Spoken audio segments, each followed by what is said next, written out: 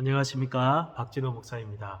이번 시간에는 교사의 교육에 대해서 함께 살펴보도록 하겠습니다. 앞에서 우리는 교사의 소통에 대해서 살펴보았습니다. 교사는 학생들과 잘 소통해야 됩니다. 그러나 그것에서만 머물러서는 안 됩니다. 소통을 통해서 아이들의 마음을 열었다면 그 마음 속에 불붙는 복음을, 살아있는 하나님의 말씀을 전해야 됩니다. 그렇다면 첫째로 교사는 무엇을 가르쳐야 될까요? 디모데후서 3장 15절에서 17절은 이렇게 말씀합니다. 또 어려서부터 성경을 알았나니 성경은 능히 너로 하여금 그리스도 예수 안에 있는 믿음으로 말미암아 구원에 이르는 지혜가 있게 하느니라.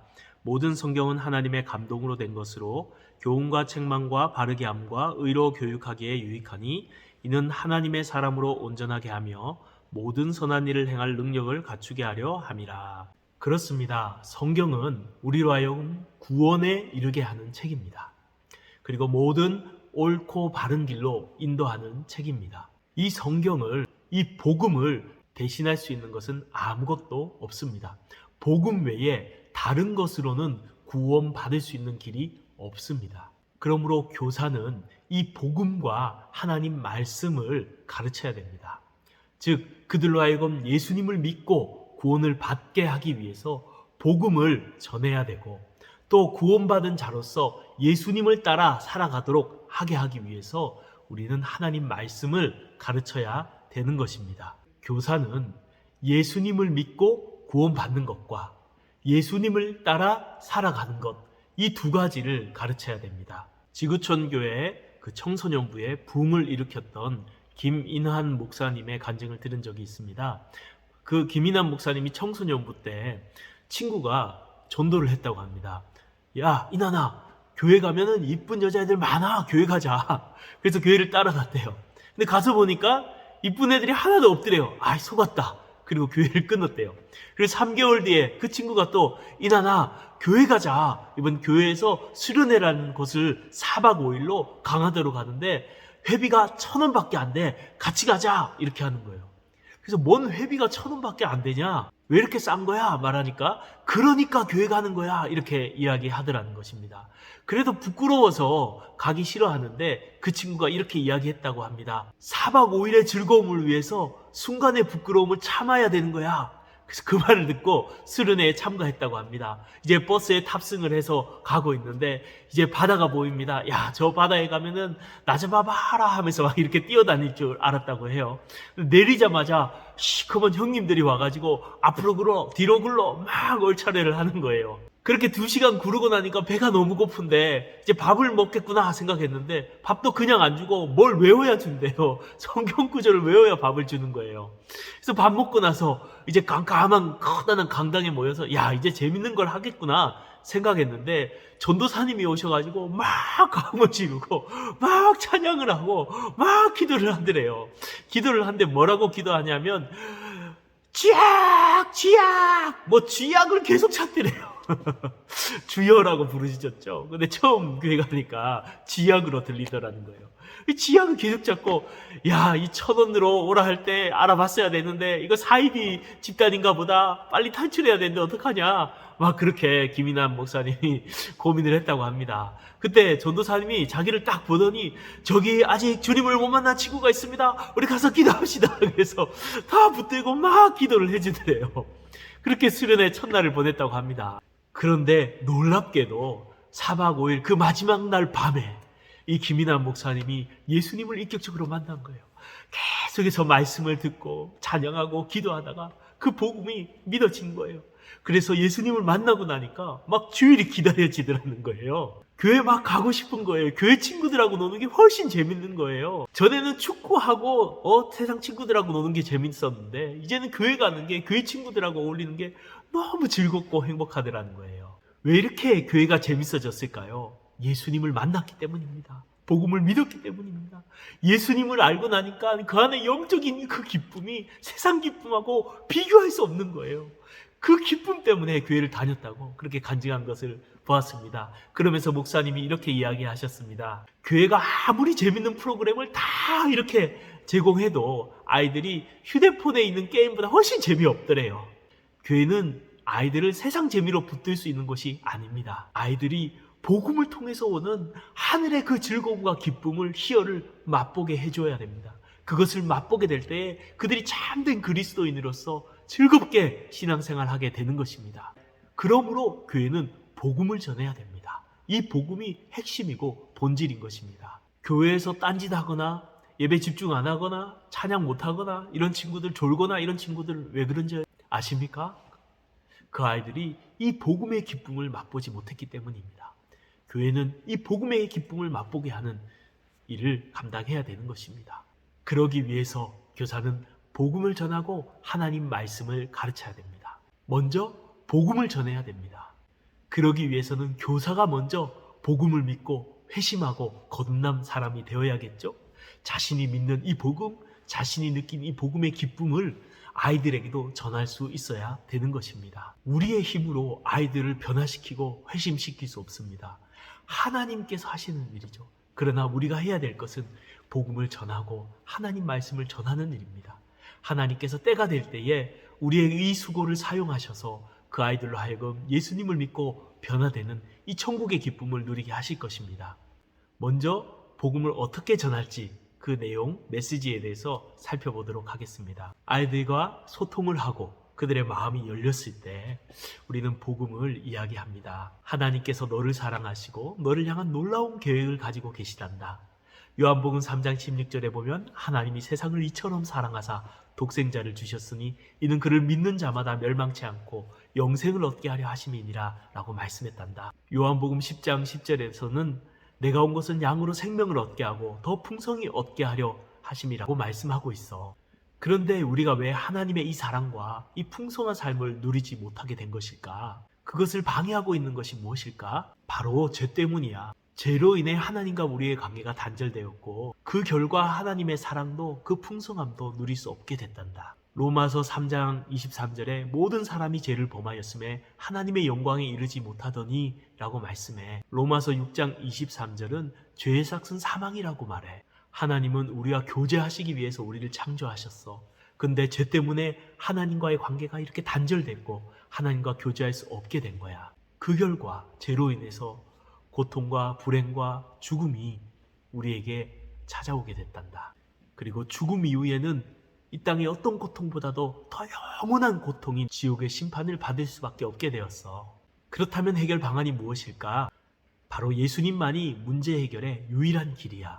예수님을 통해서 우리의 죄의 문제를 해결하고 하나님 관계를 회복할 수가 있어. 요한복음 14장 6절에 내가 곧 길이요 진리요 생명이니 나로 말미암지 않고는 아버지께로 올 자가 없느니라고 주님이 말씀하셨어. 예수님만이 유일한 구원의 길이야. 로마서 5장 8절은 우리가 아직 죄인 되었을 때 그리스도께서 우리를 위하여 죽으심으로 하나님께서 우리에게 대한 자기의 사랑을 확증하셨느니라 그렇게 말씀하셨어. 하나님은 우리를 사랑하셔서 자기 아들 예수님을 이 땅에 보내주셨고 예수님은 우리의 죄를 대신 지고 십자가에서 죽으셨어. 우리 죄값을 대신 치루어 주신 거야. 그리고 부활하심을 통해서 새로운 삶과 생명을 약속하셨어. 그러면 어떻게 이 놀라운 구원의 선물을 내 것으로 받아들일 수 있을까? 그래, 예수님을 나의 구원자로 믿음으로써 우리는 이 구원의 선물을 나의 것으로 삼을 수가 있어. 모든 죄를 사함받게 되고 하나님과의 관계가 회복되고 하나님의 사랑과 풍성한 삶을 누릴 수 있게 되는 거야. 에베소서 2장 8절과 9절은 이렇게 말해. 너희는 그 은혜로 인하여 믿음으로 말미암아 구원을 얻었나니 이것이 너희에게서 난 것이 아니요 하나님의 선물이라. 행위에서 난 것이 아니니 이는 누구든지 자랑치 못하게 하려 함이니라 라고 말해. 구원은 하나님의 은혜의 선물이야. 우리가 믿음으로 예수님이 나를 위해 죽으셨다는 것을 받아들이기만 하면 예수님의 죽음을 나의 죽음으로 인정해 주시고 나의 모든 죄를 다 용서해 주셔.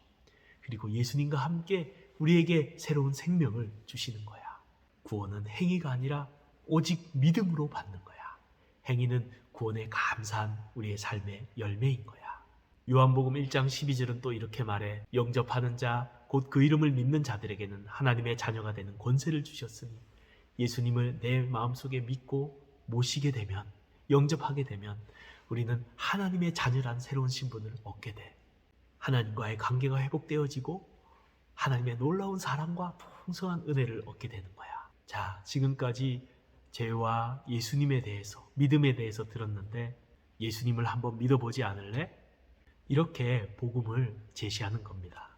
그러면 아이들이 네, 예수님 믿을래요 하는 친구들도 있을 거예요. 또 어떤 친구들은 잘 모르겠어요 하는 친구도 있고 안 믿어져요 하는 친구도 있을 거예요. 잘 모르겠다고 하는, 안 믿어진다고 하는 친구들은 믿음은 들음에서 나는 거야. 아직 믿음이 생기지 않는다 할지라도 계속 교회에 나와서 하나님 말씀을 듣다 보면 하나님이 너에게 믿음을 선물로 주실 거야. 내가 선생님이 너를 위해서 기도할게. 그렇게 해주시면 되겠습니다. 그리고 예수님을 믿겠다 하는 친구는 영접 기도를 해주면 됩니다. 선생님이 너를 위해서 기도해 줄게. 한번 따라서 해보겠니? 하나님, 저는 죄인입니다. 그러나 예수님께서 나의 죄를 위해서 십자가에서 죽으신 것을 내가 이제 믿습니다. 지금 예수님 내 마음에 찾아오셔서 나와 함께 하시고 영원히 나의 주님이 되어 주시옵소서. 예수님 이름으로 기도드립니다. 이렇게 기도하시고 아이로 하여금 한마디 한마디 따라 하시게 영접 기도를 하시면 되겠습니다. 믿음은 강요에 의해서 억지로 믿게 하는 게 아닙니다. 하나님의 성령의 역사로 믿어지는 것입니다. 그러므로 그 아이가 믿음이 생기기까지 계속해서 주님의 사랑으로 돌보시고 복음을 전하시고 기도하시기를 바랍니다. 아이들에게 이렇게 예수님을 전하고 복음을 전하고 아이들이 예수님을 믿었다면 얼마나 감사한 일이에요? 교사 선생님들은 아이들의 구원의 확신을 한 명 한 명 이렇게 상담해 가시면서 이렇게 복음을 제시하시면서 한번 확인해 보시기를 바랍니다. 그리고 믿음이 없는 친구들은 계속해서 복음을 전하고 그들을 위해서 기도해 주시고 또 예수님을 믿는 친구들은 이제 그 다음 단계로 넘어가야겠죠? 예수님을 따라 살아갈 수 있도록 하나님의 말씀을 가르쳐야 됩니다. 우리가 성경의 이 모든 말씀들을 아이들에게 가르쳐야겠죠? 그래서 교회학교의 교과서는 성경책입니다. 이 성경 말씀을 아이들에게 가르쳐야 돼요. 이 성경을 성경 권별로 쭉 가르칠 수도 있고 주제를 뽑아서 교리적으로 가르칠 수 있고 또 세상을 보는 눈을 열어줄 수 있도록 세계관을 가르칠 수도 있을 거예요. 이 모든 것들을 잘 정리해서 체계적으로 만든 게 교회학교 공과책입니다. 그래서 이 공과책을 통해서 각 과에 따라서 비밀히 묵상하시고 삶에 적용해 보시고 살아보시고 한 주간 이렇게 공과를 잘 준비하셔서 아이들에게 공과를 가르쳐가 나갈 때에 그들이 어떻게 하나님의 백성으로 살아갈지 우리 선생님들의 가르침을 통해서 또 선생님들의 삶의 본을 통해서 배워가게 될 것입니다. 지금까지 무엇을 가르쳐야 되나에 대해서 살펴보았습니다. 교사 선생님은 복음을 가르쳐서 예수님을 믿고 거듭나게 해야 되고 또한 선생님들은 하나님 말씀을 가르쳐서 예수님을 따라 살아가도록 가르쳐야 됩니다. 자, 다음으로는 두 번째, 그렇다면 어떻게 가르쳐야 되는가에 대해서 살펴보도록 하겠습니다. 교육에 3요소가 있습니다. 바로 열정, 내용, 방법입니다. 열정은 앞에서 우리가 영혼 사랑하는 마음들, 소명의식, 그리고 경건, 이것이 열정이라 할 수 있습니다. 내용은 방금 말한 것처럼 예수님을 믿고 예수님을 따라 살아가는 것을 가르치는 것입니다. 마지막으로 방법, 어떻게 가르쳐야 되나에 대해서 한번 살펴보겠습니다. 첫째는 질문을 통해 아이들을 공과 공부에 적극적으로 참여시켜야 됩니다. 최근 교육계에서도 주입식 교육의 시대가 끝났다라고 그렇게 말합니다. 토론 형식으로 수업에 참여하도록 만들고 있습니다. 왜냐하면 AI 인공지능의 시대가 도래했기 때문입니다. 지식 전달만 하는 교육에서 창의력, 사고력, 공감 능력을 키워주는 교육으로 넘어가고 있습니다. 사실 이는 유대인의 전통적인 교육 방식이기도 합니다. 히브리 대학의 도서관에 가면은 굉장히 시끄럽다고 합니다. 막 서로 개인적으로 공부한 후에 그 공부한 내용을 가지고 와서 그 도서관에서 둘이서 막 토론을 하고 주고받는 방식으로 진행한다는 것이죠. 이는 교회 교육에서도 굉장히 효과적인 방법입니다. 설교 말씀을 들었다면 분반 공부 시간에는 제2의 설교 시간이 되게 해서는 안 됩니다. 배운 내용을 질문하고 대답하는 방식으로 진행해야 됩니다. 이렇게 질문하고 대답함을 통해서 말씀을 이해하고 내 말로 표현하고 나에게 적용하는 과정이 필요합니다. 아이들은 성경의 이야기를 직접 말함을 통해서 나의 삶과 성경이 어떻게 연결되는지 생각하게 되고 성경을 더욱 재미있게 적극적으로 배워갈 수 있습니다. 교회랍비라는 유튜브 채널에서 이런 팁을 주는 것을 들었습니다. 공과 공부는 정답을 이끌어내는 것이 아니라 대답을 이끌어내야 된다 라는 것입니다. 배운 말씀을 자신의 언어로 표현할 때 이해가 된다라는 것입니다. 이 사람 누구지? 이 사람이 뭘 했지?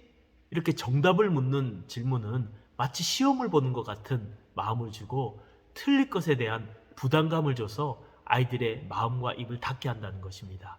하지만 오늘 무슨 이야기를 들었니? 오늘 들은 이야기 중에서 중요하게 생각되는 것을 한 단어로 표현해 볼래? 이런 질문들을 통해서 아이들이 직접 이야기하도록 유도한다면 아이들이 더욱 재미있게 성경 공부를 하게 될 것입니다. 배운 말씀을 한 줄로 정리해서 표현해 보는 것도 유익합니다. 그렇게 되면 그 말씀을 잘 기억하고 적용하고 실천할 수 있게 됩니다. 그리고 성경 이야기를 다 한 후에 이 이야기가 어떻게 느껴지니? 나의 삶 속에서 비슷한 일을 겪어본 적이 있니? 라고 질문해 보는 것이 좋습니다. 그렇게 함으로써 나와 상관없는 이야기가 아니라 말씀을 내 삶 속에 적용해 볼 수 있는 것입니다. 그리고 또 하나의 팁은 아이들로 하여금 돌아가면서 질문해 보게 하는 것도 재밌는 방법입니다. 그리고 아이들의 그 대답과 질문에도 너 정말 중요한 질문을 했어. 너는 그런 느낌을 받았구나 하면서 리액션 해주는 것도 중요합니다. 아이들에게 공과 공부에 대한 인식을 바꿔줘야 됩니다. 이 시간의 주인공은 너야. 너가 말하는 시간이야. 너의 생각을 표현하는 시간이야. 너가 너의 적용점을 말하는 시간이야. 내가 들은 설교를 내가 말하는 시간이야. 이렇게 수동적인 시간이 아니라 능동적인 시간이 될 수 있도록 공과 공부를 인도해 나가야 됩니다. 그러할 때 공과 공부가 즐거운 시간이 되고 영적으로 유익한 시간이 될 것입니다. 그렇다면 구체적으로 공과 공부를 어떻게 인도해야 될까요? 알스의 기교에 있는 그 내용을 좀 더 보충해서 여러분에게 소개해 드리겠습니다. 공과는 크게 세 가지 단계를 거칩니다. 첫째로 도입, 두 번째 본론, 세 번째 마무리입니다. 첫째로 도입입니다. 마음을 여는 과정이죠. 먼저 기도로 시작을 합니다. 그리고 아이들과 한 주간의 삶을 나누는 것입니다. 일주일 동안 무엇을 했니? 가장 기억에 남는 일은 무엇이니? 가장 재미있었던 일은 무엇이니? 감사했던 것은 무엇이니? 이러한 질문들을 통해서 삶을 나누는 것이 먼저입니다. 이때 선생님이 먼저 자신의 삶을 오픈하고 이야기하면 더 좋겠죠?